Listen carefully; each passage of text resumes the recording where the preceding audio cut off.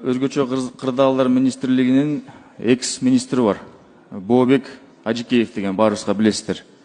Ошол адамдын ишмердүүлүгү боюнча өтө көп арыз мондар түштү да менин дарегиме.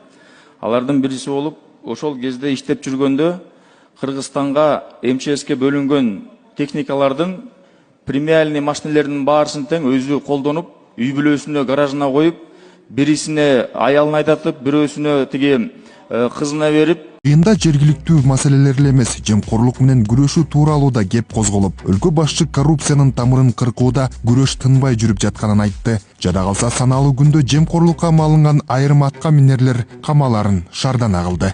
Сунуштагандар акча алып койгондор да бар.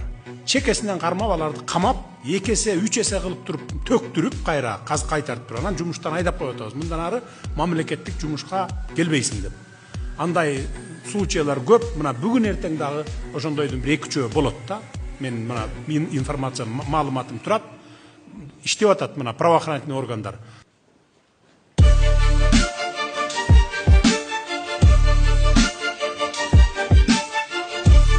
Талап кылсаңар иш жүрөт. Талап кылбасаңар жүрбөйт. Жана кыргыздар жакшы го диге. Бала ыйлабаса диге неме каякта дегендей. Ошонусуңарындай талап кылгыла жергиликтүү калк. Мына моякты тазалап бергиле, могу жолду жасап койгула, же болбосо мындай кылып бергиле деп ошентип талап кылсаңар анан билет да чуркайт. Кабинетте отура берсе силердин ал каналыңарды көрмөк эмес. Ассаламу алейкум, жалпы кыргыз элим. Сиздерден жардам сурап кайрылып жатамын. 3 баланын жалгыз бой энесимин. Ортончу балам Умар 6 жашта, диагнозу ДЦП, врожденный паралич. Кайдыгер карабаган кыргыз элим, уулум Умарга жардам бериңиздер. Балдарыңыздар оорубасын. Жараткан Аллах Таала өзүнөн башка эч кимге муктаж кылбасын суранамын. Уулум Умардын жок дегенде отуруп калышына жардам бериңиздер. Балам жок дегенде өзүнүн тамагын өзү ичкенге жардам бериңиздер, суранамын. Уулум Умарды таштабаңыздар.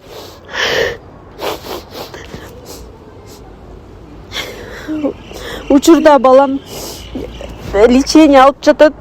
Баламдын алган лечениясы токтоп калбаш үчүн жардам бериңиздер, суранамын.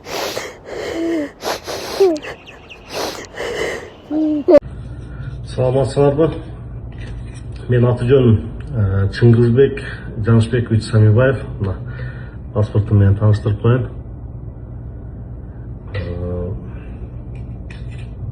Бул кайрылууну мен күч органдарына багыттап жатам. Bundan мурда өзүмдүн жактоочума атайын ишенип кат жөнөткөм. Ошону менен бирге эле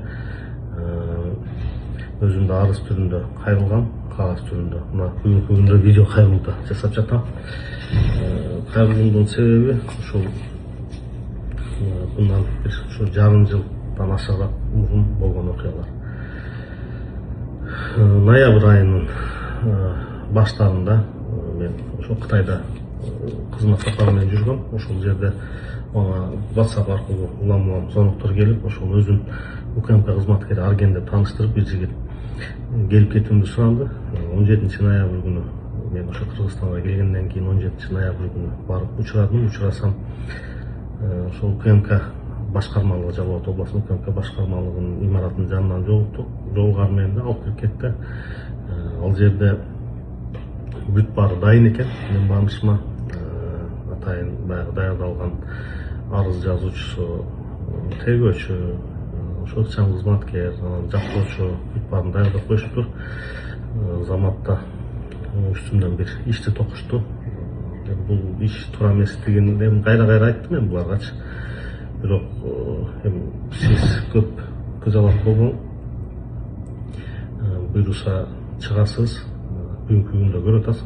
Колуңузда болуп аткан процесстерде спонсорский жардам керек, ошону берерсиз менен чыгасыз деди.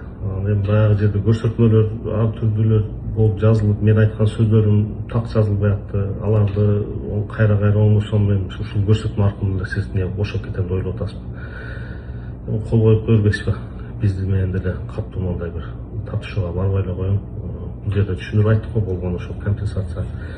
Анан эми азыр эле төлөйм дедим, эми азыр эле ушул азыр эле айтпайсыңар алып келбестен эле. Келишели, чечели десек, жогору жактан көрсөтмө берилген, сиз сөзсүз түрдө киришиңиз керек. Анан эми 2 күн ичинде чечип алсаңыз чыгып кетесиз, анан болбосо сот болот, соттон кийин дагы сүйлөшүп чыгасыз. Эми көп отурбайсыз. Бул убактылуу кармоочу жайдан эле чыгасыз, буйрукса деп ошентип айтышты. Эми көнбөгөн бир айла жок, эми ал жерде өзүң эркиң өзүңдө эмес экен. Кирдик, ошол жерде УКМКнын убактылуу кармоочу жайына киргизишти. 2 сутка ичинде мен бир тааныштарым, туугандарым издеп, анан байланышка чыгып бир маселелерни чечкен аракет кылышты окшойт. Берки Унар деген жактоочу келип, биз эми сен менен сүйлөшөйлү деди керек, суналар боюнча, бирок аябай көп адамдар байланышка чыгып атат. Анан ошолор чечкен аракет кыла берсин. Ошолор чече алса чечсин, болбосо азыр эми биз айткан нерсеге сен көнүп, анан эртең чыккандан кийин аябай кымбат болуп калыптыр деген ойдо калба. Ошентип анан эми мен түшүндүм, ал жерде ошол бул маселени жалаң гана биз чече алабыз, сенен эч ким чече албайт деди. Бизден башка эч ким чече албайт деп ошентип айтканычы. 2 күн өттү, 2 күндөн кийин сотко алып барышты. Ал жерде да бүт баары уюштурулган, прокурор деле даяр, соту деле баары дайын, мондай бир ал жерде алардын мондай бир жактуу экендигин толук түрдө мондай көрүп көзүм жетти да, бир жактуу болгонучу. Аларда ошол бир уюшулган схеманын мүчөсү экенин толук түрдө көзүм жетти. Бардым 2 айга дагы ошол убактылуу кармоочу жайга 2 ай болсун деп чечим чыгарды соттон. Анан кайра келдим, келгенден кийин мен түшүндүм, маселе бул жерде ошол бүт бардыгы уюштурулган, жанагы атайын уюшулган кылмыштуу топ экенин түшүндүм. Булардан башка эч ким чечпешин, ошол максат ушу менден акча ала тургандай ушундай бир атайын механизмдер түзүлгөндүгүн түшүндүм. Анан эми айттым, келгиле анда сүйлөшсөк сүйлөшөйлү. Эгерде бирөөлөр силерге тоскоол болуп атса, мен өзүм телефон чалып айтайын, тоскоол болбогула, мен бул жерде өзүм сүйлөшөм деп. Десем эми алар өзүнө ушунчалык деңгээлде уверен экен, бардыгы бир сыйра чыгып үтүшсүн, анан кийин сүйлөшөбүз деп ошентип дагы деле алып кирип коюшту. Анан эми арадан 1 жума 2 жума убакыт өттү, анан кийин ошо сүйлөшүүлөр башталды. Эми мына эч кимдин күчү жетпеди, бул жагына биз чечебиз, биздин айтканыбызга макул болосун деп. Сунуш 20 миллиондон башталды. 20 миллион бул аябай көп акча экенин айттым. Анан 15 миллионго түштү, бул деле көп экенин айттым. Анан мен ошол булар тергөөгө алып чыккан убакта жакшы мамиле жасаган таризде үй бүлөңүз менен сүйлөшүп алың, мына адам сурап атат, бул адам сурап атат, ушуну менен сүйлөшүп алың, ошолор менен байланыштырып аткан, ошолордун бирөөсү менен сүйлөшүп атканда ошол 10 миллион сомго жетекчиси макул болду. Ошону берсең чыгасың, кыжалат болбойт деп ошентип айткан сөзүн уnuттум эле. Анан айттым буларга, менин жетекчиңер 10 миллионго макул болгон экен, ошону айткыла дагы, мен мондай убакыт бергиле, мен таап берейин, бүтүрөйлү деп. Анан баягы жерде 15 миллионго булар аябай ошого неме кылышкан экен, настрой кылып алышкан экен, сразу эле баардыгы өзгөрүп, бул маалыматты каяктан алдың, эмне болду деп ошону тактаган чыгышып. Анан ошол жерде баардыгынын баягындай истинный лицосу көрүндү да, чыныгы жүзүчү. Мен айттым, эми силерге эмне пайдаңыз зыян? 10 миллионго макул болуп атса, бүтүрө бербейсиңер 10 миллионго. Мен ошол акчаны төлөйм, макул, убакыт бергиле болгон. Просто менде анча акчаны бир заматта чыгарып бере албайм. Десем, ошо Арген деген чаң кызматкер ошол айтты, Мунар аке маселесин бүтүрүп берип кое бербейлиби? Сиз шеф бүгүн как раз министр здравоохранения болуп, настроениясы жакшы, сиз ошого байланышка чыкпайсызбы, өзүңүз сүйлөшпөйсүзбү, чечип берели маселесин деп. Анан кийин Мунар ошол жерде СМС аркылуу чыгып, телефондо деле сүйлөштү окшойт, по-моему. Ошентип сүйлөшүп анан бир маалда келип, мына маселеңди чечтик, 8 миллион сом акча, анан дагы 30 000 доллар деп. Анан мен түшүндүм 8 миллион сом бул мондай неме экен, кассага айтып атканчы, бул баягы жардам катары айтып аткан. Анан 30 миң доллар эмне үчүн дедим. Сен бул биздин услугабыз дейт. Силерге эми аябай эле көп эмеспи? Өзүм эле бир рахмат айтпаймынбы? 30 миң доллар аябай көп десем, сен өзүң деле баягы 10 миллион сом акчага макул болуп калдың эле. Ушуга макул боло бербейсиң. Сага деле эмне? Бияка төлөдүң деп. Анан эми баягы жерде кааласаң ушул дедим. Каалабасаң азыр бул дагы министр болуп кетти. Азыр башка жетекчи келет, ал эми өзү каалагандай уже чечет. Анда ал кандай чечим кабыл алат. Сен эми мондай ишкерсиң, может көбүрөөк сумманы айтат, дагы может башкача болот. Биз анда уже гарантия бере албайбыз. Чечсең бүгүн чечип кал, болду деп ошондой бир мондай тупикке такашты да. Макул болдум, бирок эми бир эле шарт, мен бул акчаны бир күндө таап бере албайм, 2 күндө таап бере албайм, мага бирем жок дегенде бир ай, мүмкүн болсо жогору дегенде 2 жума убакыт бергиле деп. Мен ордума мен өзүм ишкермин, анан мен мондай бир бай тууганым деле жок, башка деле жок, муну чыксам деле өзүм табамын, өзүм алып келем. Мен үчүн мынча акчаны эч ким алып келип бере албайт, калган күндө деле. Десем, жок дедим, ошо алып келсең эртеңки алып келесиң, болбосо жок деп айтышты. Кандай кылабыз, мен мындай заведомо эле айтып алам, эртеңки алып келе албайм десем, азыр туруп тур деп, ар жактан ошо бир жигитти чакырып келишти, Айбек деген жигит экен, тергөөчү. Ага айтты, ушулда бир квартиралар бар, сен квартира алып кал деп, квартираны өздөрү эле баалашты. 500 долларга да жетпейт жана бааларчы. 2,5 миллионго баалады 61 квадрат квартираны. Анын мондай реальный баасы 900 доллардан болчу. Но 2,5 миллион сом алып келет.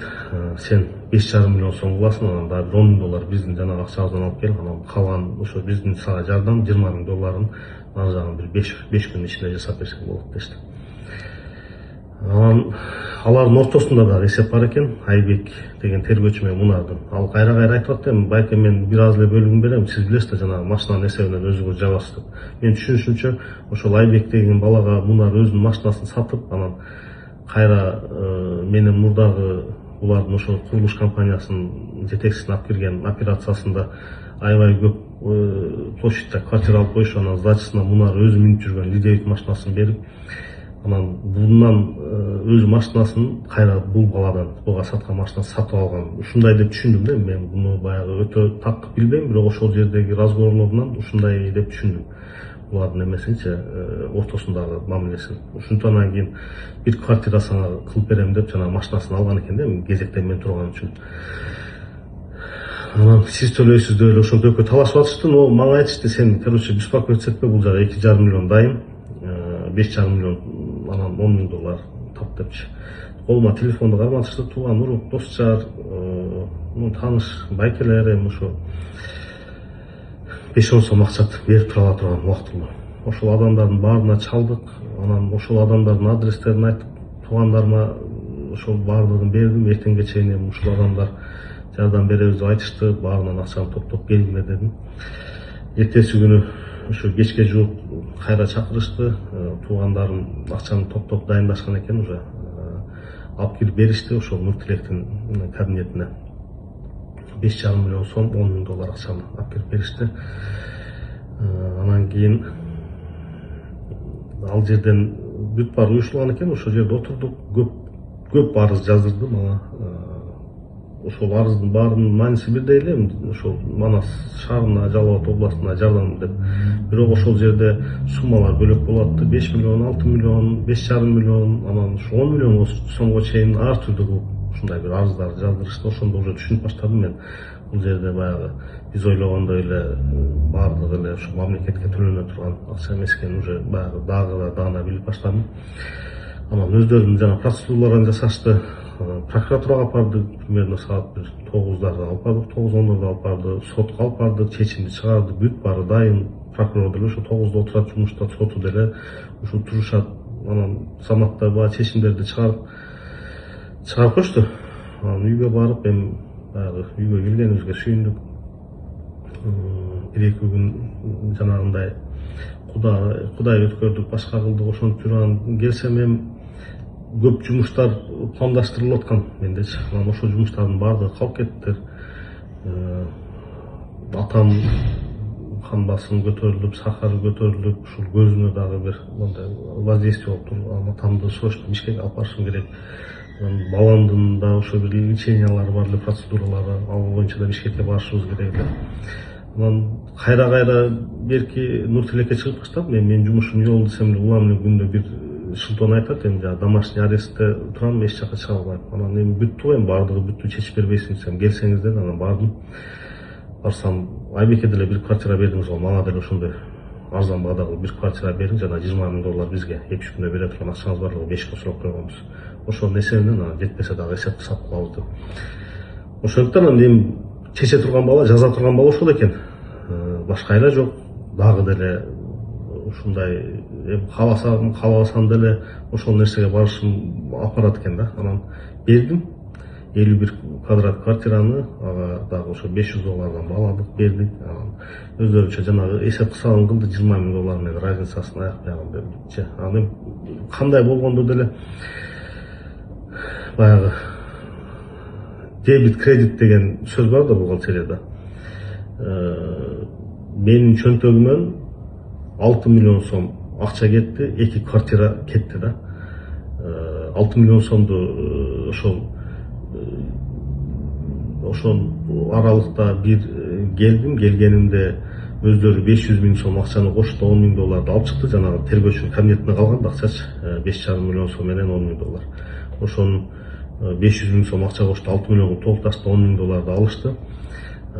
Тергөөчү менен бирге кассасына барып төлөдүм. Ошондо 6 миллион кассасына төлөдүм. 2 квартирамды алышты да.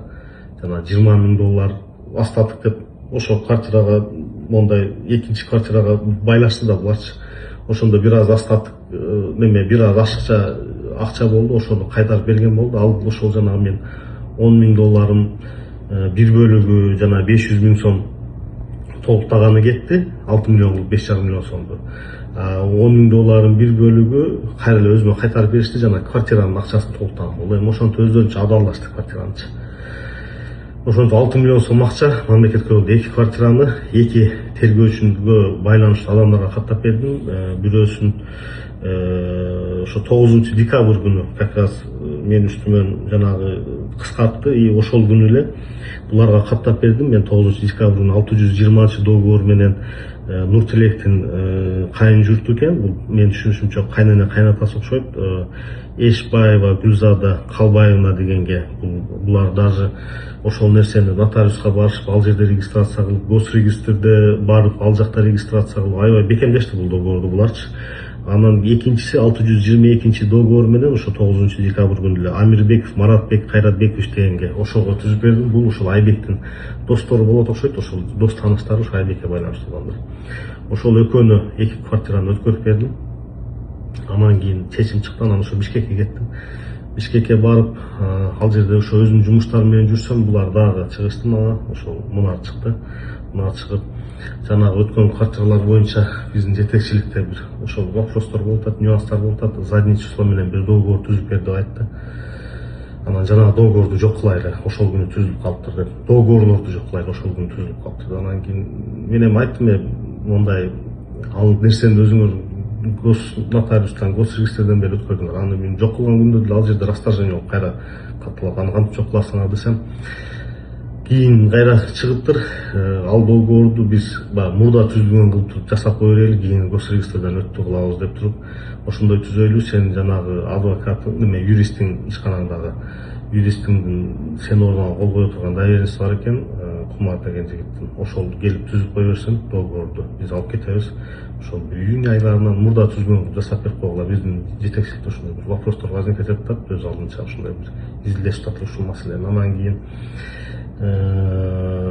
бул жерде сенин атыңдан дагы 2 миллион сом акча төгөт алабыз, аны кийин сүйлөшүп алабыз деп ошентип баягы бүдөм калтырды. Анан ага чейин деле баягы тергөөчү ыкчам кызматкер Арген деген жигит, байке сиздин үстүңүздөн дагы арыздар түшүшү мүмкүн, сиз менен биз ар дайым байланышта болуп турабыз.